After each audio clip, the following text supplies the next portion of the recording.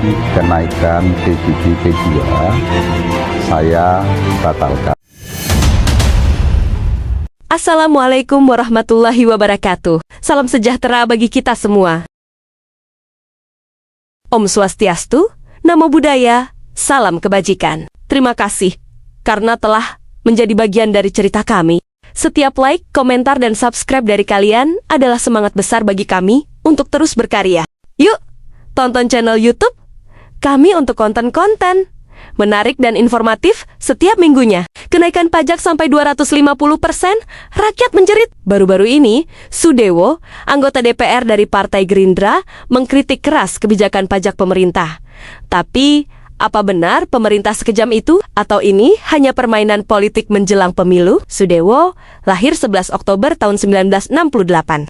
Adalah politikus Indonesia yang menjabat sebagai anggota DPR RI selama 2 periode, 2009 sampai 2013, dan 2019 sampai 2024. Dalam periode keduanya di DPR RI, ia mewakili Partai Gerindra dan daerah pemilihan Jawa Tengah 3, yang meliputi Kabupaten Grobogan, Kabupaten Blora, Kabupaten Rembang, dan Kabupaten Pati.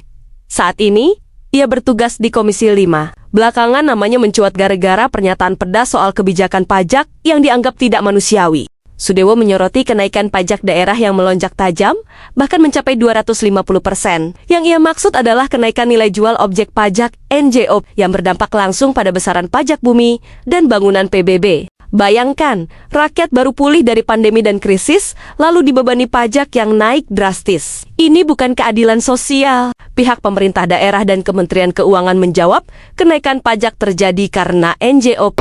Daya undur, silakan lakukan. Jangan hanya 5.000 orang, 50.000 orang dan suruh neraka. Saya tidak akan tinggal. Mata karena keserakahan. Analisis di kota-kota besar, harga tanah melonjak tinggi, NJOP ikut naik, NJOP tinggi, PBB naik. Tapi jika tidak dibarengi perlindungan sosial untuk rakyat kecil, maka jelas akan terasa menindas. Kritik dari Sudewo dinilai banyak pihak sebagai bentuk pembelaan terhadap rakyat. Tapi menjelang tahun politik, banyak juga yang curiga. Apakah ini bentuk populisme? Atau ia benar-benar peduli? Sudewo berpotensi maju di Pilkada Jateng. Isu pajak adalah senjata politik yang kuat. Kenaikan pajak memang perlu dikaji ulang, terutama jika membebani rakyat kecil. Tapi pernyataan bombastis pun harus disertai data yang kuat. Sudewo telah memantik perdebatan. Kini giliran kita bertanya, siapa sebenarnya yang kita bela? Pernyataan Sudewo mewakili keresahan masyarakat bawah. Kenaikan PBB yang drastis jelas memberatkan. Banyak warga yang tidak tahu NJOP naik, tiba-tiba pajaknya melonjak. Sudewo berani bersuara saat yang lain diam. Banyak orang tua atau petani punya tanah luas tapi pendapatan kecil. Pemerintah daerah dianggap kurang transparan dalam sosialisasi kenaikan pajak. Pernyataan Sudewo tidak salah, tapi perlu data konkret. Kenaikan 250% tidak terjadi merata. Kita butuh bukti wilayah mana yang dimaksud. Dan kenapa bisa sebesar itu? Angka 250% terlalu bombastis tanpa penjelasan teknis. Perlu audit kebijakan pajak daerah, bukan hanya retorika. Mau Sudewo atau siapapun, yang penting suara kami didengar. Pajak jangan dinaikkan diam-diam. Transparansi itu kunci. Banyak warga merasa tidak diberi info soal kenaikan pajak. Rakyat hanya ingin keadilan, bukan dipolitisasi. Pertanyaan pemantik. 1. Apakah Sudewo menyampaikan data yang valid atau hanya retorika politik? 2. Siapa yang salah? Pemerintah pusat, daerah, atau DPR? 3. Kenapa Sudewo diam saat anggaran disahkan tapi vokal saat pajak naik? 4. Adakah solusi nyata dari Sudewo selain mengkritik? 5. Apa ini bentuk pembelaan atau pencitraan jelang pemilu? Debat makin panas, tapi sekarang kami ingin dengar pendapat kamu Sobat Rakyat. Jangan lupa tulis pendapat kalian di kolom komentar. Like, subscribe, dan share. Kalau kalian ingin suara rakyat makin keras terdengar. Si penolakan pajak tanggal 13 Agustus, Siapa yang akan melakukan penolakan? Daya undur, silahkan lakukan. Jangan hanya 5.000 orang, 50.000 orang dan suruh neraka. Saya tidak akan gentar. Saya tidak akan merubah keputusan. Tetap maju dan saya instruksikan semua aparatur pemerintah Kabupaten Pati tidak boleh ada bergening apapun dengan Yayak Gundul. Ya, Silakan kalau mau ada pihak-pihak yang mau demo silakan. Saya tidak akan gentar, tidak akan mundur satu langkah. Yang saya lakukan adalah yang terbaik untuk pembangunan Kabupaten Pati, yang terbaik untuk rakyat Kabupaten Pati. Assalamualaikum warahmatullahi wabarakatuh.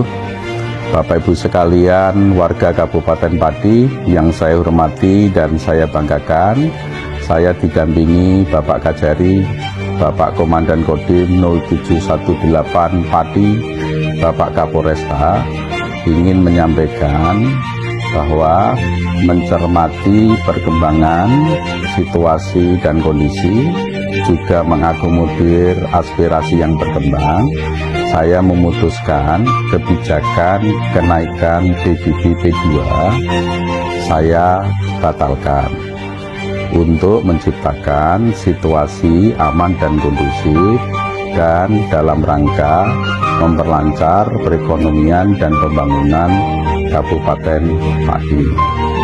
Saya sampaikan berarti pembayaran pajaknya PBB P2-nya akan kembali seperti semula, yaitu seperti pada tahun 2024.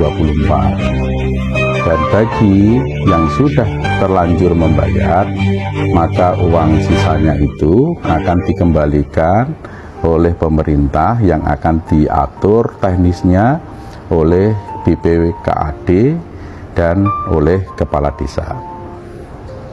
Saya sampaikan pula bahwa saya tetap akan konsisten membangun Kabupaten Pati secara maksimal, melayani masyarakat Kabupaten Pati secara maksimal, setulus-tulusnya.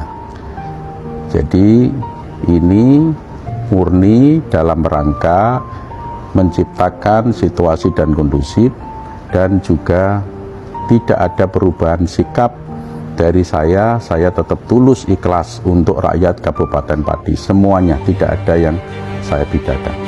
Maksimal pembangunan sesuai dengan kemampuan keuangan daerah. Demikian yang saya sampaikan. Bila mana ada sesuatu yang kurang berkenan selama ini, saya mohon maaf yang sebesar-besarnya.